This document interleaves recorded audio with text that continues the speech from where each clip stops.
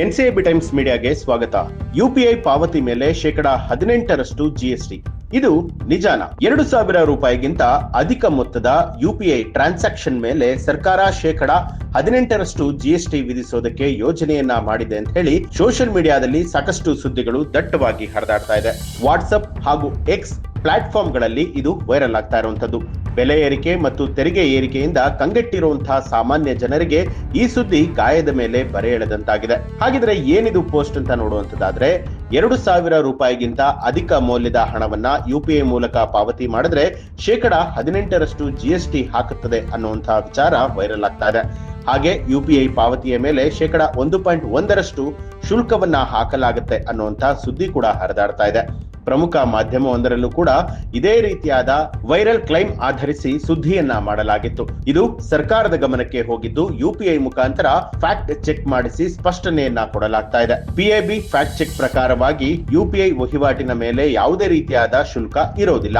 2,000 ರೂಪಾಯಿಗಿಂತ ಅಧಿಕ ಮೌಲ್ಯದ ಯುಪಿಐ ವಹಿವಾಟಿಗೆ 1.1% ಶುಲ್ಕವನ್ನ ಹಾಕಲಾಗುತ್ತೆ ಅನ್ನುವಂಥದ್ದೆಲ್ಲ ಸುಳ್ಳು. ಯುಪಿಐ ನಿರ್ಮಿಸಿದ ಎನ್ಪಿಸಿಐ ಸಂಸ್ಥೆ ಇತ್ತೀಚೆಗೆ ಹೊರಡಿಸಿದ ಸುತ್ತೋಲೆಯು ಈ ಒಂದು ಗೊಂದಲಕ್ಕೆ ಕಾರಣ ಆಗಿತ್ತು.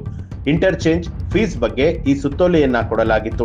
ಆದರೆ ಡಿಜಿಟಲ್ ವ್ಯಾಲೆಟ್ ಗಳಂತಹ ಪ್ರೀಪೇಡ್ ಪೇಮೆಂಟ್ ಇನ್ಸ್ಟ್ರೂಮೆಂಟ್ಸ್ ಮೂಲಕ ಮಾಡಲಾಗುವಂತಹ ವಹಿವಾಟಿಗೆ ಶುಲ್ಕವನ್ನ ಹಾಕಲಾಗುತ್ತೆ ಅನ್ನುವಂಥದ್ದು ಈ ಒಂದು ಸುತ್ತೋಲೆಯಲ್ಲಿ ಇದ್ದಂತಹ ವಿಚಾರ.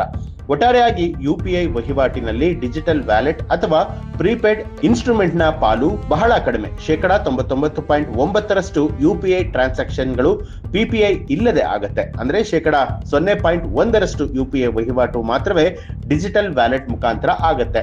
ಇನ್ನು ಪಿಐಬಿ ಫ್ಯಾಕ್ಟ್ ಚೆಕ್ ನ ಪ್ರಕಾರವಾಗಿ ಎಕ್ಸ್ ನಲ್ಲಿ ಇದನ್ನ ಪೋಸ್ಟ್ ಮಾಡಿ ತಿಳಿಸಲಾಗಿರುವಂತದ್ದು. ಏನಿದು ಡಿಜಿಟಲ್ ವ್ಯಾಲೆಟ್ ಅಂತ ನೋಡೋದಾದ್ರೆ, ಇಲ್ಲಿ ಡಿಜಿಟಲ್ ವ್ಯಾಲೆಟ್ ಅಂತ ಹೇಳಿದ್ರೆ ಫೋನ್ ಪೇ ನಲ್ಲಿ ಇರುವಂತಹ ವ್ಯಾಲೆಟ್ ನಂತಹದ್ದು. ಎನ್ಪಿಸಿಐ ನಿಂದಲೇ ರೂಪಿಸಲಾಗಿರುವಂತಹ ಯುಪಿಐ ಲೈಟ್ ಈ ಡಿಜಿಟಲ್ ವ್ಯಾಲೆಟ್ ವ್ಯಾಪ್ತಿಯಲ್ಲಿ ಬರೋದಿಲ್ಲ. ಇನ್ನು ಡಿಜಿಟಲ್ ವ್ಯಾಲೆಟ್ ಹಾಗೂ ಶುಲ್ಕದ ಬಗ್ಗೆ ಮತ್ತೊಂದು ಸಂಗತಿ ಏನು ಅಂತ ಹೇಳಿದ್ರೆ, ಡಿಜಿಟಲ್ ವ್ಯಾಲೆಟ್ಗೆ ನೀವು ಹಣವನ್ನ ತುಂಬಿಸಿದ್ರೆ ಯಾವ ಶುಲ್ಕ ಕೂಡ ನೀಡಬೇಕಾಗಿಲ್ಲ. ಯುಪಿಐ ಬಳಕೆದಾರರು ಡಿಜಿಟಲ್ ವ್ಯಾಲೆಟ್ ನ ಮುಖಾಂತರವಾಗಿ ವರ್ತಕರಿಗೆ ಹಣವನ್ನ ಪಾವತಿ ಮಾಡಿದ್ರೆ ಯಾವ ಶುಲ್ಕ ಕೂಡ ಇರೋದಿಲ್ಲ. ಆದರೆ ಈ ಸಂದರ್ಭದಲ್ಲಿ 2,000 ರೂಪಾಯಿಗಿಂತ ಅಧಿಕ ಮೌಲ್ಯದ ಹಣವನ್ನ ವ್ಯಾಲೆಟ್ ಮುಖಾಂತರ ವರ್ತಕರಿಗೆ ನೀಡಿದಾಗ ಬ್ಯಾಂಕ್ ನಿಂದ ವರ್ತಕರಿಗೆ ಶುಲ್ಕವನ್ನ ವಿಧಿಸಲಾಗುತ್ತೆ. ಈ ಒಂದು ಮಾಹಿತಿ ನಿಮ್ಗೆ ಇಷ್ಟ ಆಗಿದ್ರೆ ನಿಮ್ಗೆ ಏನ್ ಅನ್ಸುತ್ತೆ ಅನ್ನೋದನ್ನ ಕಮೆಂಟ್ ಮಾಡಿ ತಿಳಿಸಿ. ಹಾಗೆ ಯಾರೆಲ್ಲ ಇನ್ನೂ ಕೂಡ ಎನ್ಸಿಐಬಿ ಟೈಮ್ಸ್ ಮೀಡಿಯಾ ಚಾನೆಲ್ ಅನ್ನ ಸಬ್ಸ್ಕ್ರೈಬ್ ಮಾಡಿಲ್ಲ, ತಪ್ಪದೇ ಸಬ್ಸ್ಕ್ರೈಬ್ ಮಾಡಿ ಬೆಲ್ ಐಕಾನ್ ಒತ್ತಿ.